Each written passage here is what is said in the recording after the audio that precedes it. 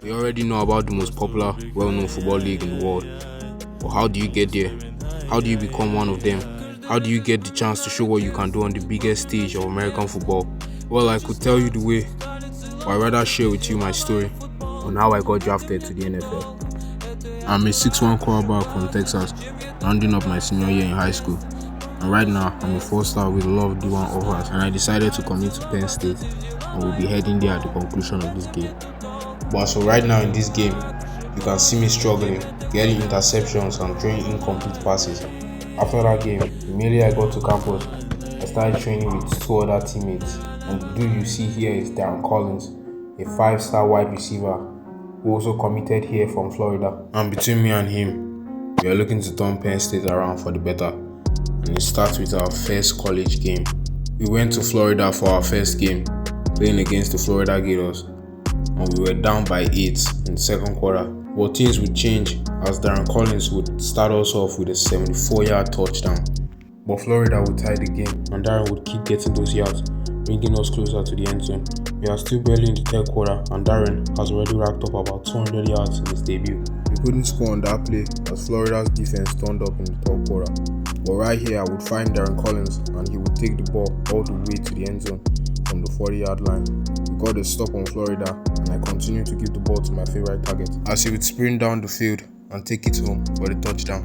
I kept feeding him in the fourth quarter as we were looking to secure the win, and Darren was cooking Florida's defense, making them miss tackles as he would finish his debut with 4 touchdowns. And our running back would cap up the game for us with the final score 38-23. Our next game featured Alabama, a powerhouse football team, and as usual, it's Darren taking it to the end zone for a 78-yard touchdown to start us off.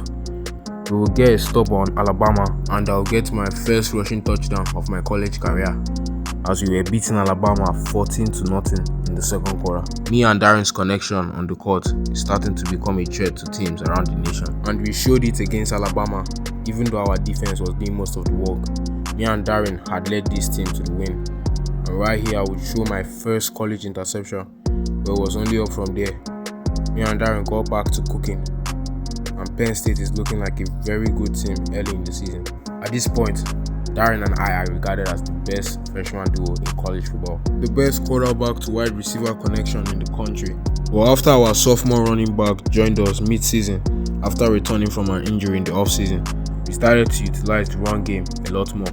But that didn't mean I wasn't trying to find my receivers, and the run game came with a lot of problems, especially against good defenses. I even tried the run game myself to get to the end zone on this play to give us the lead by 1 point. Joey Hayes was a top-tier running back with tremendous pace, which would put us in a good position to qualify for a bowl game. Michigan State's defense was really tough to get by, even for Darren, and you all know him as a beast on the field. This defense was so tough, I had to start running myself, and I'm not the fastest of players, but who is Joey Hayes as he blasted away from the defense and took it home for his first touchdown of the season. Michigan State started to play great defense again as we finished with the final score 24-27, and we lost by 3. Our record was good enough for us to qualify for the Pinstripe Bowl game. Penn State hasn't qualified for the Pinstripe Bowl since 2014 against Boston College. But in the year 2025, we play against the Clemson Tigers. Early on, nothing was really working for us. Clemson had the lead. Even after throwing bombs to my receivers, Clemson's defense would end up catching them. But finally, I found Darren Collins Jr. for our first touchdown of the day. Clemson would score again, but thanks to Darren Collins, we stayed in this game. Clemson's defense forced a lot of sacks and interceptions, but thanks to the trio of me, Joey Hayes and Darren Collins, we stayed in this game. If we were going to win this game, I was going to have to force the ball to Darren Collins, even if he couldn't score right after the catch. At least he was bringing us closer to the end zone. But in the third quarter, that's when the whole game changed. If you tuned into this game in the third quarter, you would have never knew Clemson had a lead. The big three stepped up, and Darren had 311 yards, 4 touchdowns, and 9 receptions. I finished with 355 yards and 5 touchdowns, and Joey Hayes had 15 yards and 1 touchdown as we won the Pinstripe Bowl.